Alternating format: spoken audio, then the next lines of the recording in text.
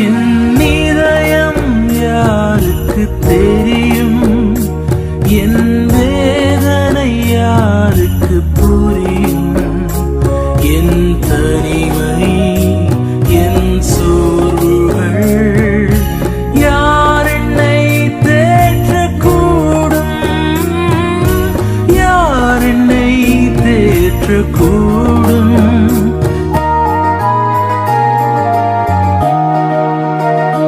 என்